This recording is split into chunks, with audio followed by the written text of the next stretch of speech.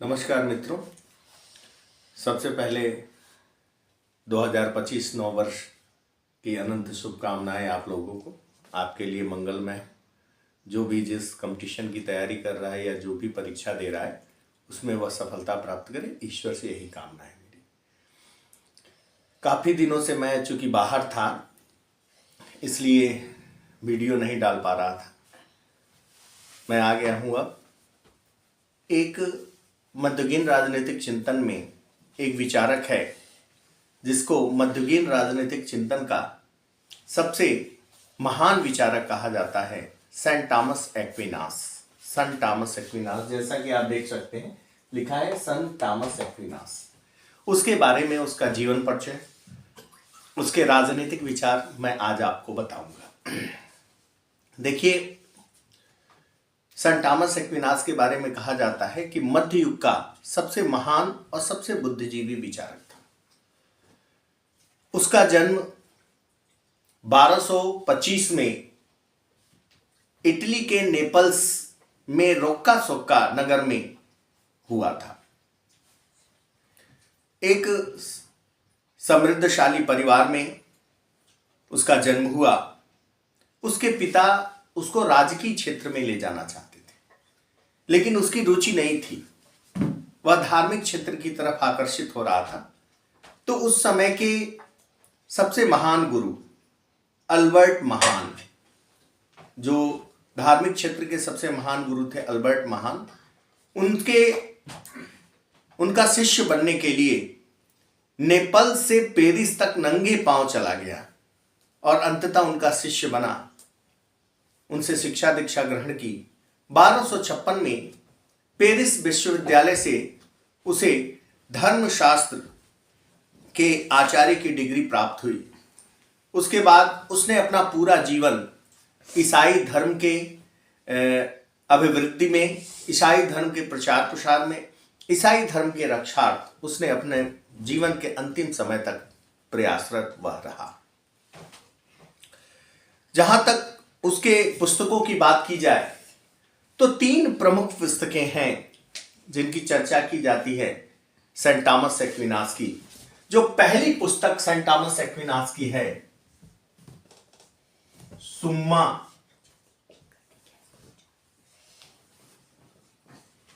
थियोलॉजिका।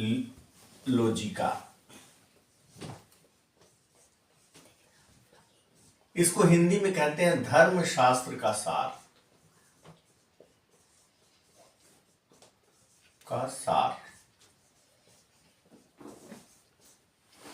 दूसरी पुस्तक थी उसकी राजाओं के नियम।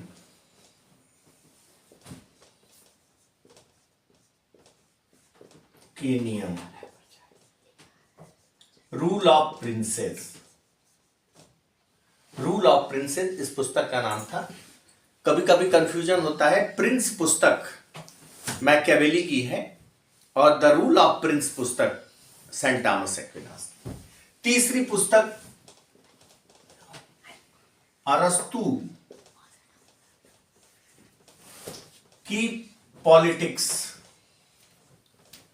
यानी राजनीति पर जो पुस्तक लिखी थी, पर टीका। ये 3 पुस्तकें सेंट थॉमस एक्विनास की प्रमुख हैं। एक सुम्मा थियोलॉजिका जो सबसे प्रमुख पुस्तक थी, जिसे धर्मशास्त्र का सार कहते हैं हिंदी में। दूसरा द रूल ऑफ प्रिंसेस, राजाओं के नियम। और तीसरा अरस्तु की राजनीति पर टीका या अरस्तु की पुस्तक पॉलिटिक्स पर टीका। यह 3 पुस्तकें आपको उसके राजनीतिक चिंतन के बारे में बताएंगे। ये पुस्तकों के नाम हो गए मित्रों। अब अरस्तु एक्विनास के बारे में कहा जाता है कि एक्विनास ने साम्यवाद स्थापित किया। अब वो प्रश्न उठता है किसके किसके बीच। तो एक्विनास के उस समय के राजनीतिक परिदृश्य क्या था, एक्विनास के चिंतन का जो मूल आधार था वह क्या था उस समय, किससे प्रभावित था वो, तो आप देखेंगे कि 10वीं शताब्दी से ही अरस्तु के या यूनानी दार्शनिक विचारधारा का प्रचार प्रसार होने लगा, जिसके वजह से ईसाई धर्म के ऊपर प्रहार होने लगे। ईसाई धर्म के धार्मिक चिंतन पर लोगों ने प्रहार करना शुरू किया और नास्तिकतावाद का जन्म होने लगा। उस समय ईसाई धर्म के ऊपर तमाम संकट आ गए। अरस्तु के विचारों से प्रभावित होकर उस समय, और आपको याद होगा कि उसी समय धीरे धीरे पुनर्जागरण का कार्यक्रम प्रारंभ हो रहा था, तो उस समय ईसाई धर्म के ऊपर तमाम संकट थे। तो एक्विनास ने बड़ी समझदारी के साथ अरस्तु के या यूनानी राजनीतिक चिंतन के विवेकवाद, बुद्धिवाद और ईसाई धर्म के मौलिक सिद्धांतों, मौलिक धार्मिक विचारों में आपस में समन्वय स्थापित करके एक साम्यवाद जन्म दिया। इसीलिए कहते हैं कि वो मध्य युग का सबसे प्रसिद्ध राजनीतिक विचारक था। बाकी किसी भी राजनीतिक विचारकों में, मध्य युग के राजनीतिक विचारकों में वह चिंतन, मौलिक चिंतन नहीं था जो चिंतन सेंट थॉमस एक्विनास ने दिया। तो कहा जाता है सेंट थॉमस एक्विनास ने अरस्तु या यूनानी दार्शनिक राजनीतिक विचारधारा यानी विवेकवाद और ईसाई मौलिक धार्मिक चिंतन यानी विश्वासवाद में आपस में समन्वय स्थापित करने का, साम्यवाद स्थापित करने का प्रयास किया। देखिए, एक्विनास कहता था कि दर्शन और धर्म में, बुद्धि और विश्वास में, विवेक और श्रद्धा में कोई अंतर नहीं है। दोनों दो चीजें नहीं है, जबकि लोग यही कहते हैं कि विवेक और श्रद्धा दोनों दो चीजें हैं। एक चीज मैं समझाता हूं, बहुत सारे लोग कहते भी हैं कि जहां श्रद्धा हो, जहां आस्था हो, जहां विश्वास हो, वहां चिंतन, तर्क, विवेक का प्रयोग नहीं किया जाता। लेकिन वास्तव में देखें कि ये दोनों चीजें एक दूसरे से बहुत निकटतम जुड़ी हुई है। एक्विनास यही समझाने का प्रयास करता है कि यूनानी राजनीतिक चिंतन का प्रतिनिधित्व करने वाला विवेक, बुद्धि और दर्शन, और दूसरी तरफ ईसाईयत चिंतन का श्रद्धा, विश्वास, आस्था, इन दोनों में समन्वय स्थापित करता है। अब देखिए, लोग कहते हैं कि विवेक और आस्था एक दूसरे से बहुत दूर है, अलग है, जबकि एक्विनास कहता नहीं, इन दोनों में कोई अंतर नहीं है। एक उदाहरण से मैं आपको समझाता हूं कि हम लोग विवेकशील हैं, विवेकशील प्राणी हैं। हम लोग भगवान की पूजा कर रहे हैं। जिस पत्थर को, जिस मूर्ति की हम पूजा कर रहे हैं, वहीं जो जानवर हैं वहीं जाके बीट कर रहे हैं, वहीं जाके बाथरूम कर रहे हैं, क्योंकि उनके पास विवेक का अभाव है। उनको पता नहीं है कि ये ईश्वर है, उनको पता नहीं है कि इस पूरी सृष्टि का संचालन उनके माध्यम से हो रहा है। एक्विनास कहता है कि वास्तव में विवेक और श्रद्धा दोनों एक चीजें हैं। दर्शन या विवेक जिस चीज को प्रारंभ करता है, उसी को श्रद्धा या आस्था या धर्म उसको पूर्णता प्रदान करती है। बिना उसके यह विवेक या दर्शन अधूरा है। सेंट थॉमस एक्विनास के यह विचार थे। अब हम देख लेते हैं सेंट थॉमस एक्विनास के राजनीतिक विचार। पहला, जब शुरू करते हैं राजनीतिक विचार को, तो सबसे पहले राज्य के उत्पत्ति के संबंध में, कि राज्य की उत्पत्ति के संबंध में एक्विनास क्या कहते हैं। राज्य की उत्पत्ति, राज्य की उत्पत्ति के संबंध में एक्विनास के क्या विचार हैं। अगर मध्ययुग को देखें या सेंट अगस्टाइन या अन्य धार्मिक चिंतकों को देखें, कहा जाता है ना कि 5वीं शताब्दी से 15वीं शताब्दी तक 1000 वर्षों के काल को हम मध्ययुगीन या धार्मिक चिंतन का काल कहते हैं, या अंधकार का युग भी बहुत सारे लोगों ने कहा। इस युग में यह प्रचलन था सेंट अगस्टाइन के अनुसार कि राज्य पाप के कारण आया और राज्य एक अनावश्यक बुराई है, जबकि इसके अगेंस्ट मध्ययुग या धार्मिक चिंतकों के अगेंस्ट एक्विनास अरस्तु का साथ देते हैं। उनका मानना था कि राज्य व्यक्ति के सामाजिक स्वाभाविक प्रवृत्ति की देन है। यानी जैसे अरस्तु कहते हैं कि मनुष्य एक सामाजिक प्राणी है और इसी सामाजिकता के कारण, इसी स्वाभाविक प्रवृत्ति के कारण व्यक्ति से परिवार, परिवार से ग्राम, ग्राम से राज्य का निर्माण होता है या विकास होता है, उसी तरह एक्विनास का भी मानना है कि मनुष्य की स्वाभाविक सामाजिक प्रवृत्ति के कारण राज्य नामक संस्था का विकास हुआ है। यानी अगर देखें राज्य के उत्पत्ति के संबंध में, तो एक्विनास अरस्तु के साथ जाते हैं, अरस्तु के साथ जाते प्रतीत होते हैं, जबकि धार्मिक चिंतकों, उस समय के जो धार्मिक चिंतक थे, वो राज्य को ईश्वरीय देन या पाप के कारण ये सब चीजें मानते थे, जबकि उन्होंने अरस्तु के साथ देते हुए अरस्तु की तरह राज्य की उत्पत्ति के स्वाभाविक सामाजिक प्रवृत्ति और विकासवाद के सिद्धांत को स्वीकार किया। लेकिन एक अंतर है, जहां अरस्तु ने नगर राज्य को सर्वश्रेष्ठ राजनीतिक संस्था माना, वहीं एक्विनास कहते हैं उस बदलती परिस्थिति में, यानी एक्विनास से लगभग 1300-1400 साल पहले अरस्तु थे, बदलती परिस्थिति में उन्होंने प्रांतीय राज्यों को, नगर राज्य के जगह प्रांतीय राज्यों को सर्वश्रेष्ठ राजनीतिक संगठन यानी राज्य माना। ये उनके राज्य के उत्पत्ति के संबंध में विचार हो गए। अब दूसरा विचार उनके राजनीतिक विचार में आता है कि राज्य का वर्गीकरण या राज्य का स्वरूप, राज्य का स्वरूप क्या होगा, राज्य के वर्गीकरण के संबंध में उनके राजनीतिक विचार। तो अगर आप देखें तो अरस्तु संविधान का वर्गीकरण करते हैं, 3 शुद्ध और 3 अशुद्ध या विकृत रूप बताते हैं। राजतंत्र, कुलीन तंत्र और पॉलिटी यानी संवैधानिक तंत्र को अरस्तु शुद्ध रूप बताते हैं। अधिनायक तंत्र, धनिक तंत्र और भीड़ तंत्र को वह अशुद्ध रूप बताते हैं, विकृत रूप।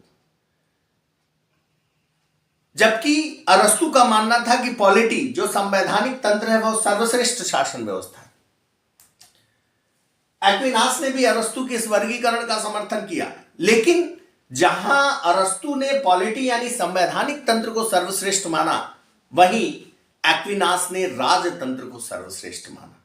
उनका मानना था कि जंगल का राजा एक होता है, मधुमक्खियों की रानी एक होती है, शरीर पर पूरे इस हृदय का राज होता है, वैसे ही शासक एक होना चाहिए। उनका यह मानना था कि जो लोकतंत्र है या संवैधानिक तंत्र है, इसमें बहुत सारे लोगों को मौका मिल जाता है, उससे मतभिन्नता की संभावना होती है, फूट की संभावना होती है, इसलिए राजतंत्र सर्वश्रेष्ठ शासन व्यवस्था उन्होंने स्वीकार की। लेकिन ध्यान दीजिएगा, उसके बावजूद उन्होंने निर्वाचित राजतंत्र यानी सीमित राजतंत्र का समर्थन किया। उन्होंने कहा कि जो राजतंत्र होगा, हो सकता है कि राजा निरंकुश या अत्याचारी निकल जाए, तो उसके अत्याचार पर नियंत्रण करने के लिए देखिए कितनी चालाकी के साथ उन्होंने अरस्तु के दार्शनिक विवेक संबद्ध विचारधारा में, यूनानी चिंतन में ईसाई धार्मिक चिंतन को स्थापित करके उसकी सर्वोच्चता स्थापित की। उन्होंने कहा कि राजा अत्याचारी हो सकता है, इसलिए उन्होंने सीमित या निर्वाचित राजतंत्र की बात की और कहा कि राजा को हमेशा धर्म के आदेशों का पालन करना चाहिए, यानी राज सत्ता है वो धर्म सत्ता से नीचे है। यानी जो उद्देश्य उनका था राज सत्ता और धर्म सत्ता के बीच, उनका तीसरा राजनीतिक विचार यही था कि राज सत्ता और धर्म सत्ता के विचार, तो उनका मानना था कि राज सत्ता जो है वह कभी भी धर्म सत्ता से उच्च नहीं हो सकती, ये क्योंकि वह मानवीय होता है, उससे गलती हो सकती है, वह निरंकुश हो सकता है। उसके ऊपर नियंत्रण रखने के लिए, उसको धर्म संबद्ध जनहित लोक कल्याणकारी बनाने के लिए धार्मिक सत्ता की आवश्यकता है, उनका मानना था। देखिए, उन्होंने अपने तीसरे राजनीतिक विचार, राजनीतिक राज सत्ता और धर्म सत्ता के विचार में कहा कि मनुष्य के दो तरह के वो होते हैं। एक सांसारिक सुख, 2 तरह के सुखों की कल्पना मनुष्य करता है, एक सांसारिक सुख, दूसरा आत्मिक सुख। सांसारिक सुख की प्राप्ति उसे राज्य के माध्यम से होती है, लेकिन वह लक्ष्य नहीं है। मनुष्य का लक्ष्य मोक्ष की प्राप्ति है, आत्मिक सुख की प्राप्ति है। कभी कभी सांसारिक सुख होते हुए भी आत्मिक सुख नहीं होता, तो फिर उन सांसारिक सुखों का कोई मतलब नहीं होता। इसलिए एक्विनास ने उस सांसारिक सुख का प्रतिनिधित्व करने वाली राज्य नामक संस्था से ऊपर उच्च आत्मिक सुख का प्रतिनिधित्व करने वाली धार्मिक संस्था यानी धर्म यानी चर्च को सर्वोच्चता प्रदान की। वो कहा कि जिसको राज्य प्रारंभ करता है उसको अंत में उसका मुकुट, उसको अंत में सर्वोच्चता, सार्वलौकिकता प्रदान करने का कार्य चर्च ही करता है। उनके ये राजनीतिक विचार।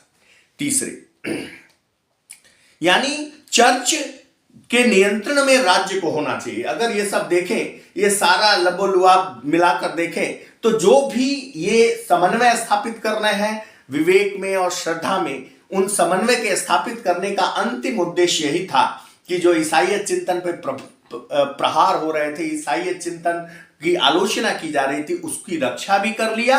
और उन्होंने बड़ी चालाकी से विवेक का प्रयोग करके, साम्यवाद का प्रयोग करके धर्म की सत्ता को, यानी चर्च की सत्ता को राज्य की सत्ता के ऊपर बैठा दिया। अब उनका सबसे महत्वपूर्ण विचार, जिसके लिए जाना जाता है उनको, एक्विनास, सेंट थॉमस एक्विनास का कानून संबंधी विचार।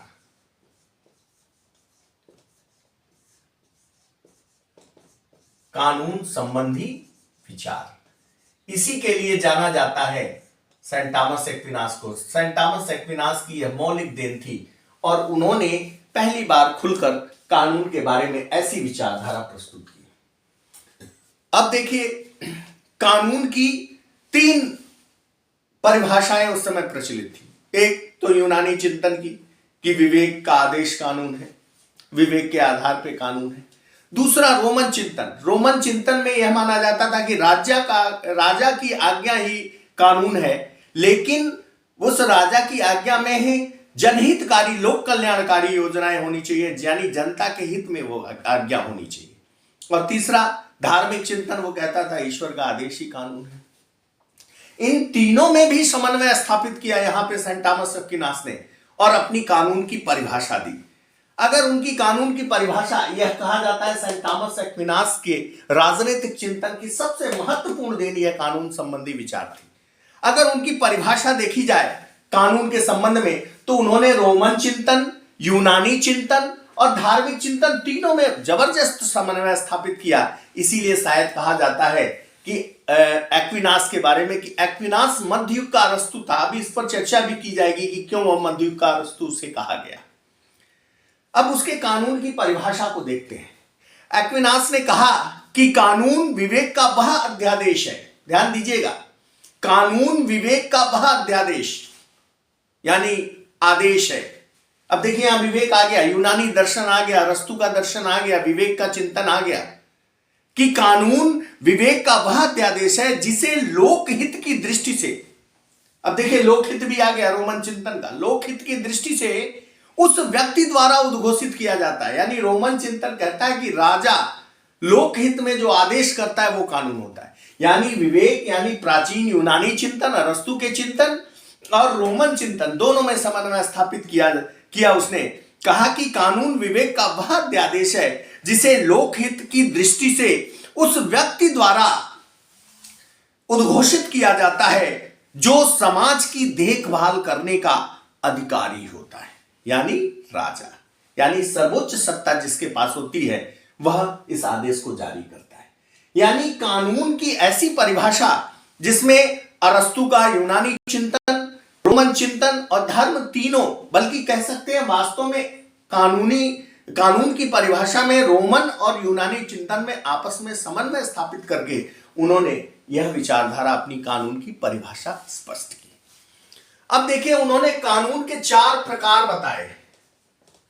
4 प्रकार देखिए बहुत महत्वपूर्ण है। कंपटीशन की दृष्टि से उनकी यह परिभाषा और उनके यह कानून संबंधी विचार, उनके कानून के 4 प्रकार, यह महत्वपूर्ण है। उनकी पुस्तक सुम्मा थियोलॉजिका, धर्मशास्त्र का सार जिसे कहते हैं, अरस्तु की पॉलिटिक्स पे टीका और रूल ऑफ प्रिंसेस, यह महत्वपूर्ण है। उनका जन्म याद करिएगा 1225 में हुआ था और 1274 में 49 वर्ष की, लगभग 48-49 वर्ष की आयु में उनकी मृत्यु हुई। ये कुछ महत्वपूर्ण तथ्य कंपटीशन के दृष्टिकोण से महत्वपूर्ण है, इसको हमेशा याद रखिएगा।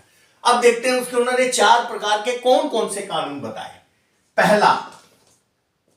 जो पहला कानून उन्होंने बताया उसे कहा शाश्वत कानून। शाश्वत कानून जो 4 प्रकार के कानून उन्होंने बताए, पहला शाश्वत, दूसरा प्राकृतिक,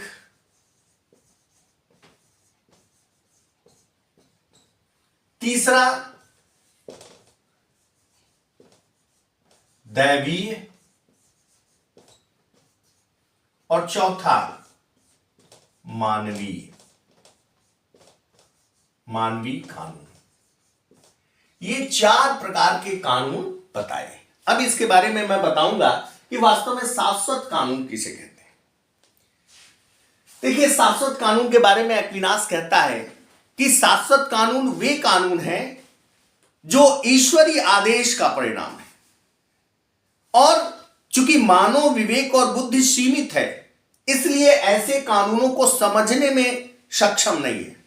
ऐसे कानून जो मानव विवेक बुद्धि से परे हो, उसे कहा उसने शाश्वत कानून, जो ईश्वरीय आदेश है, उसे उसने पहला कानून बताया शाश्वत कानून। अब देखिए, यह शाश्वत कानून अब कैसे, क्या है शाश्वत कानून जो मानवीय विवेक बुद्धि के परे है। जैसे आपने सुना होगा, पढ़ा भी होगा, जगत में भी पढ़ा होगा, एक ब्लैक होल है जिसके ऊपर से कोई भी चीज गुजरती है वो उसमें जाके समा जाती है, इसका पता नहीं चलता। इस पूरे ब्रह्मांड, कितने ब्रह्मांड हैं, ब्रह्मांड में कितने पिंड हैं और कितने कितने ग्रह हैं, इसका एग्जैक्ट पता लगाना बड़ा कठिन है। यानी यह बहुत हमारी विवेक बुद्धि से परे है। यह ईश्वरीय देन है कि फलाने व्यक्ति को इतनी बुद्धि क्यों है, इसको कम है, उसको अधिक है, वह स्त्री क्यों है, वह पुरुष क्यों है, पुरुष के अंदर प्रजनन की क्षमता क्यों नहीं है, वह क्यों नहीं बच्चे पैदा कर रहा है। तो ये सब कुछ ऐसी चीजें हैं जो प्रकृति, ईश्वर कहिए या प्रकृति कहिए, जो प्रकृति की देन है, जो हमारे विवेक और बुद्धि से परे है। इसलिए ऐसे कानूनों को कहता है शाश्वत कानून। दूसरा प्राकृतिक कानून।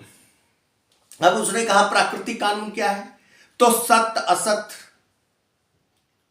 अच्छा बुरा, नैतिक अनैतिक, इसकी पहचान हम प्राकृतिक कानूनों के माध्यम से करते हैं। यानी अधिक से अधिक सत्य की प्राप्ति करना, अधिक से अधिक लोगों की भलाई करना, नैतिक होना, या हम आचरण ऐसा करें जिससे समाज का लोक कल्याण हो, सर्वहित हो।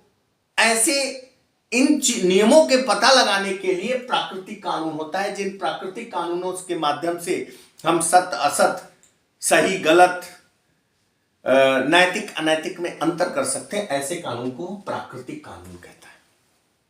अब वो कहता है कि ये जो प्राकृतिक कानून है, it is a part of eternal law. Eternal law, natural law, divine law and human law. कहता है वो कि ये जो प्राकृतिक कानून है, इस शाश्वत कानून का पार्ट है, इसी से ये आया है। जो हमको समझ में आ गया वो प्राकृतिक कानून हो गया, जो नहीं समझ में आया वह शाश्वत कानून हो गया, वह इटर्नल लॉ हो गया। तीसरा उसने बताया दैवीय कानून। अब दैवीय कानून क्या है, तो उसने कहा कि समय समय पर लोगों को इल्हाम, रेलेवेंस, इल्हाम हुआ। इल्हाम का अर्थ होता है आत्मबोध, आत्मज्ञान, ज्ञान की प्राप्ति। जैसे भगवान बुद्ध को पेड़ के नीचे बैठे और उनको इल्हाम हुआ, आत्मज्ञान हुआ, और उन्होंने अपना दर्शन दे दिया, अपने विचार दे दिए। मोहम्मद साहब को इल्हाम हुआ, उनको आत्मज्ञान की प्राप्ति हुई, उन्होंने अपने उपदेश दिए। तो दैवी कानून क्या होता है, दैवी कानून इल्हाम, किसी व्यक्ति को इल्हाम होता है और उस इल्हाम के माध्यम से वह ईश्वर के आदेश को प्रचारित करता है, उसे हम दैवी कानून कहते हैं, जिसका दर्शन हम धर्म ग्रंथों में कर सकते हैं। और यह दैवी कानून जो होता है वो प्राकृतिक कानून के अगेंस्ट नहीं होता, दोनों सिमिलर होते हैं। कोई ऐसा दैवी कानून नहीं है जो प्राकृतिक कानून के अगेंस्ट हो, या कोई प्राकृतिक कानून दैवी कानून के अगेंस्ट हो। इसको कहा उसने दैवी कानून।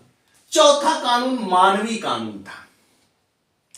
उसने कहा कि जो मनुष्यों द्वारा अपने विवेक के द्वारा सांसारिक सुख की प्राप्ति के लिए, राज्य के संचालन के लिए मनुष्यों द्वारा, राज्य द्वारा जो बनाया जाता है, उसे उसने कहा मानवीय कानून। जो मनुष्यों द्वारा बनाया गया यानी राज्य के द्वारा जिसे बनाया गया कानून है वो मानवीय कानून है। लेकिन यह मानवीय कानून राज्य द्वारा बना दिया गया, राजा का आदेश जैसी उसकी कानून की परिभाषा दी कि जनहित में राजा द्वारा बना दिया गया कानून, वह मानवीय कानून हो गया। लेकिन ऐसा कोई भी मानवीय कानून मान्य नहीं होगा, जनता मानने के लिए उसे बाध्य नहीं होगी, जो प्राकृतिक कानून के अगेंस्ट हो। यानी प्राकृतिक कानून से संबंधित मानवीय कानूनों को ही स्वीकार किया जा सकता है। यह एक्विनास के राजनीतिक विचार में उनके कानून संबंधी विचार थे जो सबसे महत्वपूर्ण विचार थे। एक्विनास राज्य के कार्य के बारे में भी बताते हैं, ये कानून संबंधी विचार थे। अब इसके बाद थोड़ा सा राज्य के कार्य के संबंध में जान लेते हैं, उसके बाद उनका साम्यवाद देखेंगे।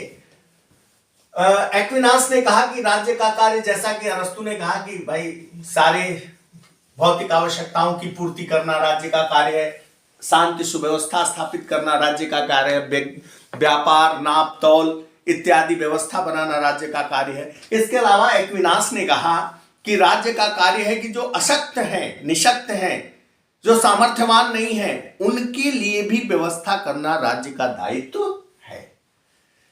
अब बेटा इसके बाद हम इसी में देखेंगे कि एक्विनास को मध्य युग का अरस्तु क्यों कहा जाता है, ये चिंतन देना है। इसके बारे में थोड़ा सा मैं आपको अभी बता रहा हूं कि आखिर में एक्विनास को मध्य युग का अरस्तु क्यों कहते हैं।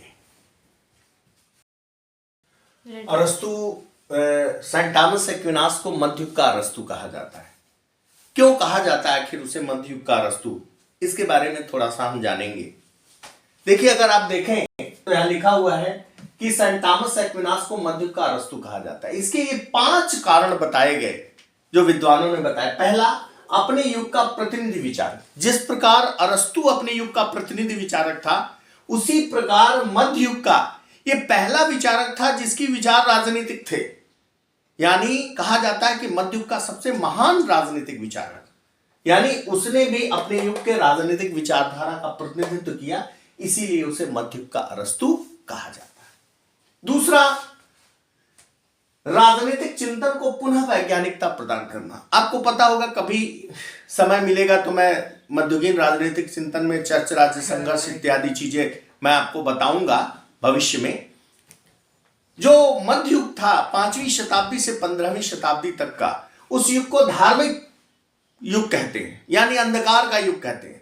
यानी यहां विवेक सुसुप्तावस्था में चला गया था और धर्म यानी आस्था ही प्रमुख थी।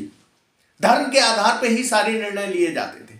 लेकिन सेंट थॉमस एक्विनास ने पहली बार राजनीतिक चिंतन जो धर्म के आधार पर संचालित हो रहा था, उसको पुनः वैज्ञानिक आधार यानी अरस्तु के विवेक और दर्शन के आधार को प्रदान किया, इसीलिए उसे मध्य युग का अरस्तु कहते हैं। तीसरा, यूनानी यानी अरस्तु के राजनीतिक चिंतन में और ईसाई धर्म के सिद्धांतों में आपस में समन्वय स्थापित किया। मैंने बताया भी था आपको कि उस समय ईसाई धर्म पे प्रहार हो रहे थे, उसकी रक्षा करना एक्विनास ने अपना प्रथम कर्तव्य समझा। लेकिन अब उस समय की परिस्थिति की थी कि यूनानी दर्शन को, अरस्तु के दर्शन को नकार भी नहीं सकता था, तो उसने बड़ी चालाकी से अरस्तु के यूनानी दर्शन यानी विवेक के दर्शन को ईसाई धर्म के चिंतन यानी आस्था श्रद्धा के दर्शन में आपस में समन्वय स्थापित करने का प्रयास किया उसने, इसलिए उसे हम मध्य युग का अरस्तु कहते हैं। चौथी चीज, राज्य एक प्राकृतिक संस्था है। अगर देखें मध्य युग में धार्मिक विचारकों को धर्म के चिंतन का युग था, तो सभी धर्म के विचारक ये मानते हैं कि राज्य ईश्वरीय देन है, जबकि अरस्तु का यूनानी विवेक सम्मत दार्शनिक चिंतन, वैज्ञानिक चिंतन मानता था कि राज्य एक प्राकृतिक संस्था है और आज भी इसे हम स्वीकार करते हैं। तो मध्य युग का पहला विचारक सेंट थॉमस एक्विनास था जिसने यह स्वीकार किया कि राज्य एक प्राकृतिक संस्था है, कि जैसा कि अरस्तु ने भी बताया था, इसीलिए उसे हम मध्य युग का अरस्तु कहते हैं। पांचवी और अंतिम चीज, विधि का शासन। विधि के शासन का समर्थन किया सेंट थॉमस एक्विनास ने। अगर देखें कानून के वर्गीकरण, संविधान के वर्गीकरण का सिद्धांत तो जो अरस्तु ने दिया उसे स्वीकार करता है। लेकिन जहां अरस्तु ने संवैधानिक तंत्र यानी पॉलिटी को सर्वश्रेष्ठ शासन व्यवस्था माना, वहीं एक्विनास ने राजतंत्र को सर्वश्रेष्ठ शासन व्यवस्था माना। लेकिन राजतंत्र अत्याचारी तंत्र में परिवर्तित ना हो जाए, जनहित की अवहेलना न की जाए या फिर राजा निरंकुश न हो जाए, इसके लिए उसने कहा कि राजतंत्र जो कानून संबंधी विचार अभी मैंने आपको बताए कि उसी कानून का शासन होगा, यानी कानून के समक्ष सभी समान होंगे। ऐसा नहीं कि कानून बड़े लोगों के लिए अलग, अन्य लोगों के लिए अलग कानून, सबके लिए एक बराबर कानून की व्यवस्था की बात करता है सेंट थॉमस एक्विनास। और कहा जाता है कि इन्हीं कारणों के कारण हम सेंट थॉमस एक्विनास को मध्य युग का अरस्तु कहते हैं, यानी मध्य युग का सबसे समृद्धशाली, सबसे महान राजनीतिक चिंतक के रूप में सेंट थॉमस एक्विनास को जानते हैं। ये बेटा आपको सेंट थॉमस एक्विनास के बारे में मैंने आपको बताया।